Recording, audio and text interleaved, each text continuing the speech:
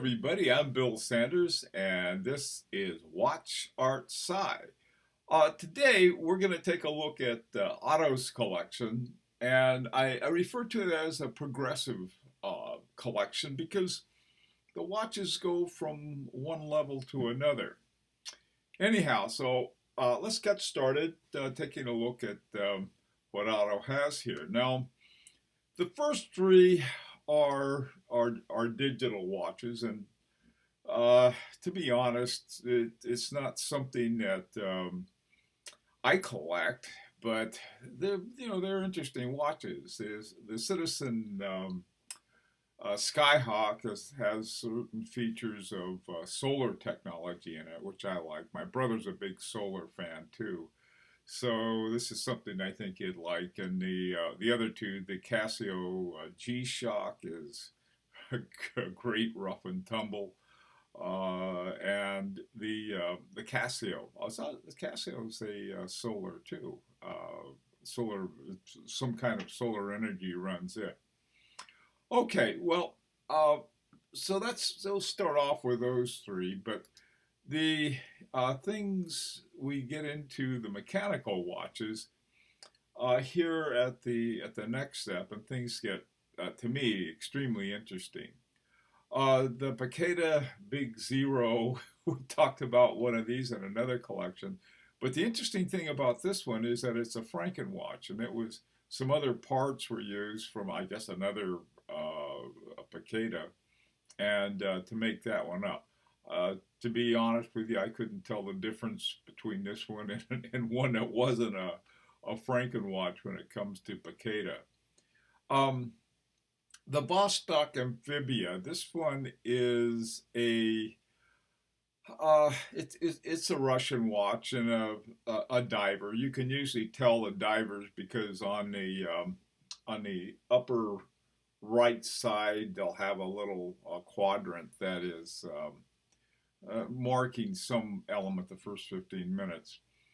The Seagull 1963 chronograph, that's in very good shape for both that age and also for a Seagull. Now, the one that really interested me is what Otto refers to as a DC3 cockpit clock.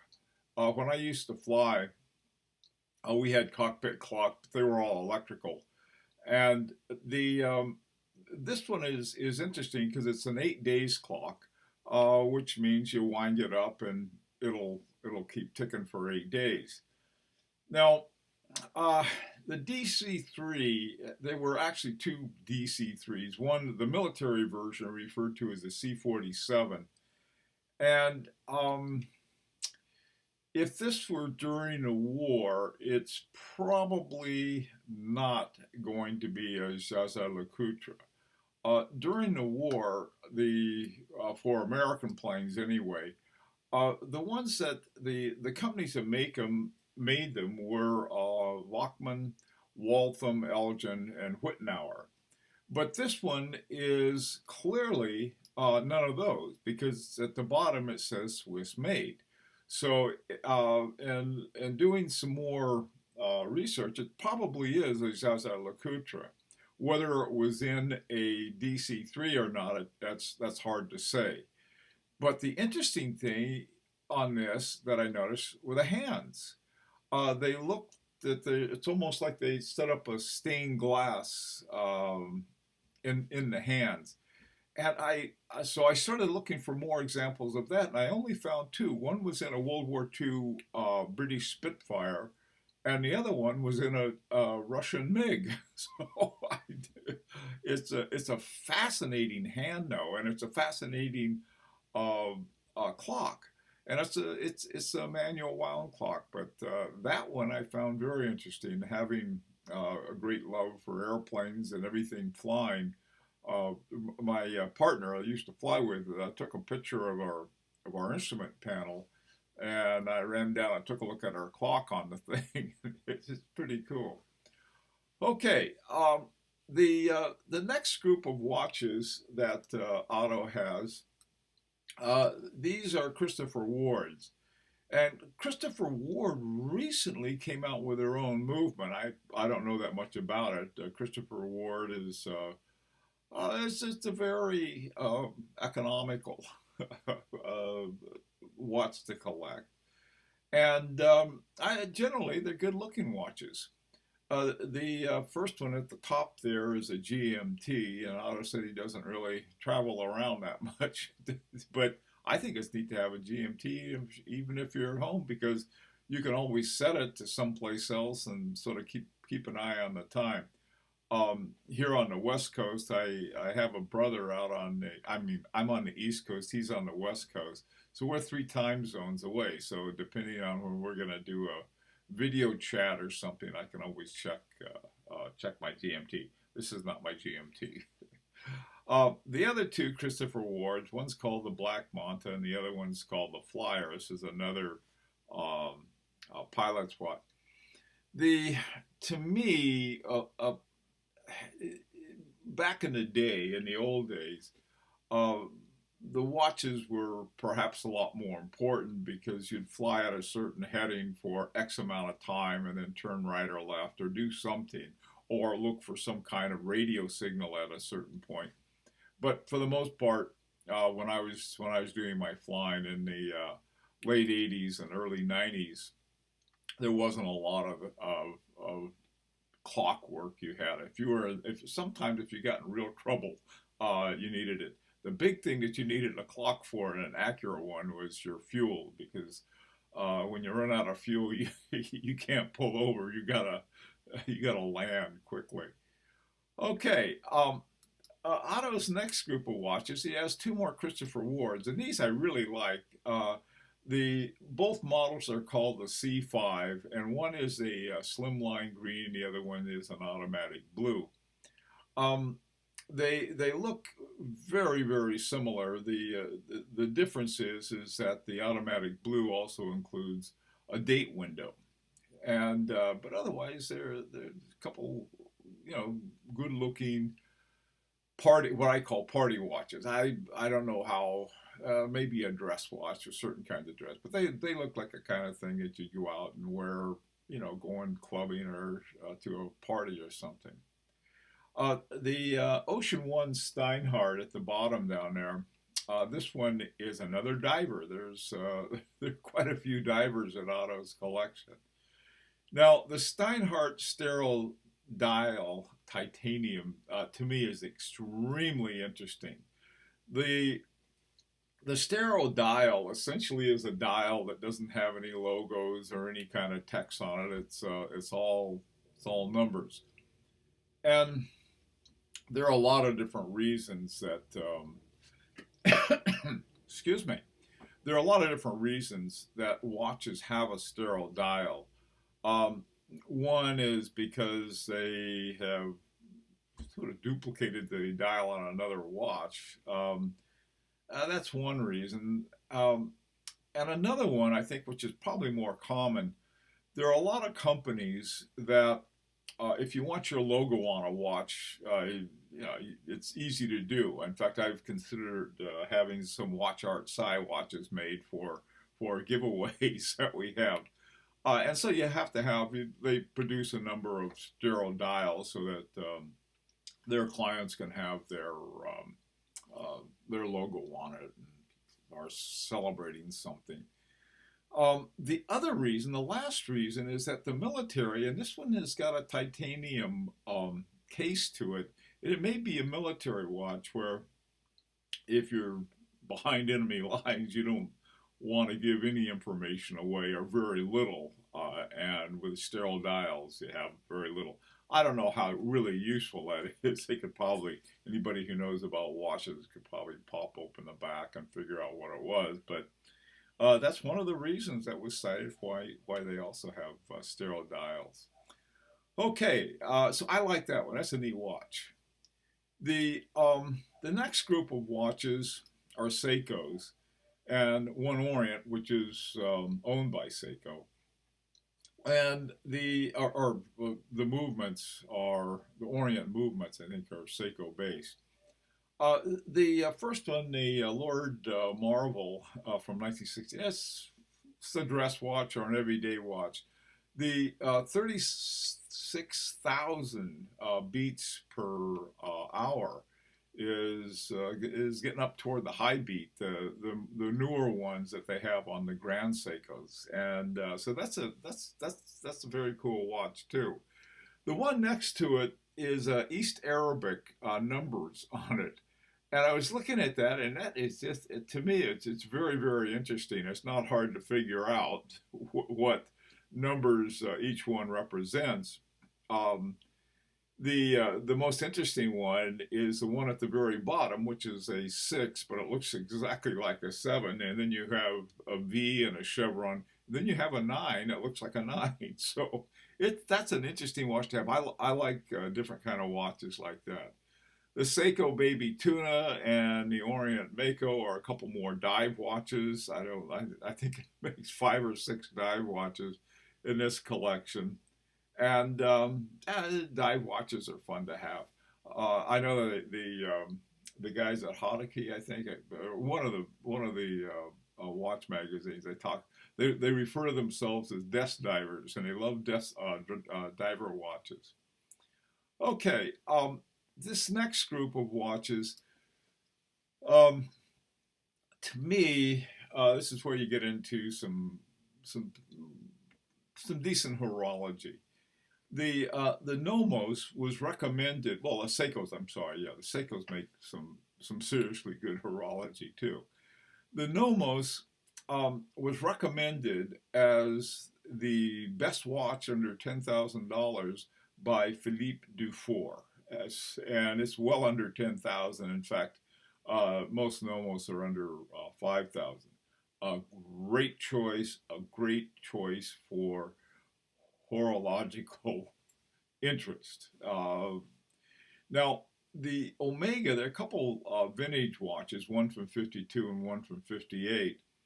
The Omega has this Gilo shape all over the dial, and I like that. That's sort of an interesting thing. Now, these are not in new shape. There's some corrosion on the hands, but they're generally, both of them are in pretty decent shape. And same with the Zenith, and it's got its the little date window with it. But again, you get a little corrosion on the hands, but otherwise the dial doesn't look bad at all. Okay, the the next group of watches is my favorite. No surprise there. Um, there's some Mosers. Now, the older Mosers, both of them have Breguet hands on it with a little circle in it, and they have a small seconds at 6 o'clock and 9 o'clock. And the Otto is sort of took a shot at it in terms of when they were, what period they were from, and it was around the late 30s or the mid 30s. Um, they're pretty standard watches from that period, but I did a little research on that, and the Moser, each Moser and C, won a grand prize. Now, the grand prize for the Grand Prix de Horlogie de Genève was for a complicated watch. And the complicated watches, you're getting into some seriously good horology there, and you're getting definitely high horology. And this particular one was for the complicated watch that was the Moser Perpetual 1. Man, that watch, I mean, here you have a watch that's incredibly clean, and a few things on it, but that's a perpetual calendar, including leap year. And so it's you get some pretty good, pretty high horology in terms of that. And the problem, and still they run between, if you can find a used one for $20,000, you're doing pretty good. But they're more in the area of, well, between $20,000 and $50,000. This is a seriously expensive watch, and while they haven't won as much, when they did win in terms of the Grand Prix, they they won a very important category for the most complicated back in 2006. Okay, so uh, Otto said, now when you recommend watches, don't recommend spending more money on watches. Well, I mean, that's like asking someone says, well, um, uh, what's the sum of two and two? But don't say four because I know that's what you're going to say. Of course, I'm going to say that. But in terms of to approaching high horology, I think Otto already has the path, and it's you don't have to go from I don't know, just sort of standard watches into up to the tippity top and run out and see if you can find a Philippe de Four. But you can push it forward and push it upward just a little, not a lot, by going with the vintage. Now it's true that the Mosers that you were able to find were not what is considered high horology, but they have an interesting past. They have a wonderful history, and they have something toward the future. And I think that you might want to start considering that. Now, I realize that it's fun to have.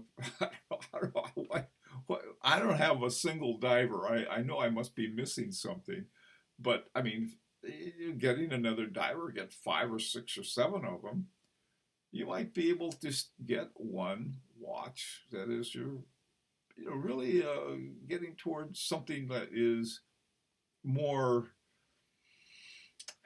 a little more sophisticated horologically. Let me put it that way. But like you said, you're happy with where you are now. I'm not going to try to ruin your life and say, get this. And especially, I'm no big fan of the some of the pricing. In fact, all of the pricing that a lot of the watch companies are doing. But I think if you trying to get as much information as you can, like the Jaeger-LeCoultre in the clock from the airplane. You can do a lot of things like that, and I think it's better to get smart about watches than ever to depend on their resale value and some of the other lame brain things that a lot of collectors seem to think is a good idea. By reputation or what the cool guys think is cool, whoever they are. Um, to me, no, I don't think so. I think that spending some time learning about the watches, learning about some interesting parts to the watches, or interesting features. Perpetual calendars are an interesting feature in a watch. In fact, that's one that I probably need to be looking more into, but one that's affordable. Some of the watches I have, yes, I know they're expensive, but I can't do that forever. I don't think anybody can. But you've got a very interesting collection. My two favorite were three really. The Mosers I found very interesting.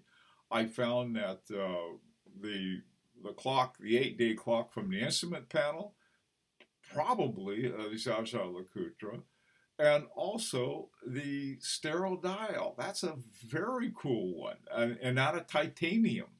My opinion is that this is a pretty cool collection, but I don't know. Do you want to keep getting the same thing and more, of a certain level? All right, I guess if you do, go ahead. But I think there's a possibility that you might really consider nudging it up a bit, just a little, and instead of getting two cheap watches, get one that maybe a vintage watch that has something interesting horologically to it.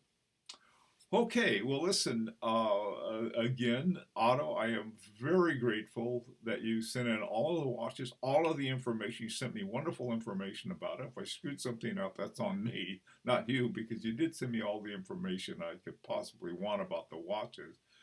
And for anybody else who would like to have their collection reviewed, just go ahead and shoot me an email. It's at williebegood at att.net, and I'll be glad to review them for you. Okay, well, I'll see you next Friday for a regular video on watches. And in the meantime, it's been, oh, yes, I forgot. You may subscribe. This is an invitation to subscribe if you want. By the way, this is my Fitbit. This is not a watch. Okay, this is my watch. All right. Until next time, Bill Sanders for WatchArtSci, the art and science of watch collection.